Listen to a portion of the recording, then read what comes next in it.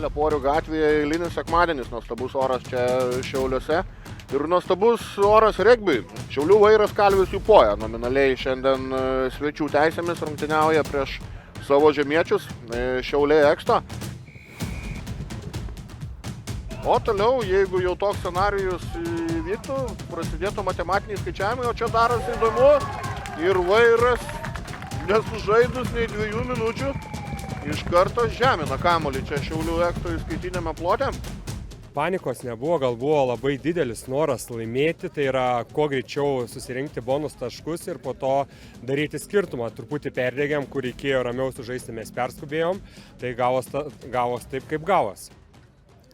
Apie ką kalbėjot per didžiąją rungtynių pertrauką, kad viskas apsivertė aukštyn kojom ir antram kėliny visai kitokį žaidimą parodėt? Daug nekalbėjom, tai tik tais tą patį laikėmės, ką prieš rungtynės, ką dirbom 2 savaitės, tai buvo tikslas bonus tašką pelnyti ir turėti skirtumą 32 taškus minimum. Mes turėjom tokius skaičius, kodą vadinkim 32 ir mes to siekiam ir nepaisant praėjusio šeštadienio rungtynių mes siekiam savo tikslo ir niekas nieko nežinojo. Tai va, tokia situacija buvo. Dėl to žaidėm iki pat galo, kad nebūtų jokių klaustukų. Na jo, šiaip iš tikrųjų mes ir buvom jau numatę, kad taip ir bus iš tikrųjų. Atsižvelgiant į mūsų suoliuką, atsižvelgiant į žaidėjų patirtį, tai čia ir yra mūsų didžiausia problema.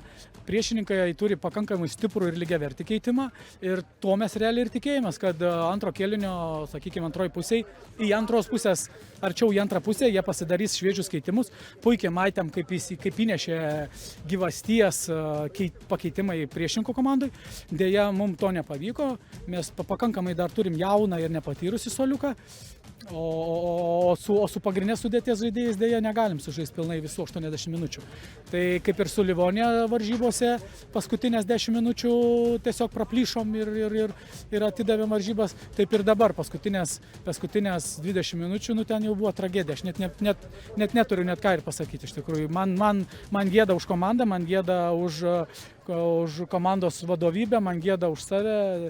Turim rimtai ką pagalvoti, nes sekančios varžybos jau su tikrai labai stipriom komandom, tai taip kad aš manau, gal bus čia šiandieną tas pralaimėjimas geras spyris mums į tarpukojį.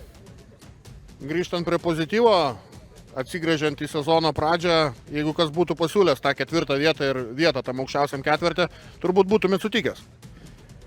Kaip ir sakiau, kad mes realiai tikrai kaip ir gerai, viskas tvarkoja, smagu, linksma, bet nebuvo pagrindinis tikslas. Tikslas yra suformuoti komandą. Kaip ir dabar matom, dar iš tikrųjų iki pilnos komandos suformavimo nemažai dar ko trūkstam, bet tai, kad esam ketverte, tai tik tai pačios komandos visos reguliaraus sezono yra įdirbis. Tikrai buvo varžybų labai sudėtingų ir sunkių lygių, be kurių šiandieną mes nestovėtumėm ketverte. Ir rungtynės baigėsi, Vairas ketverte. Vairas panašu, kad ne tik ketverte, kad ir trejetę patenka ten gaudamas ąžuolą.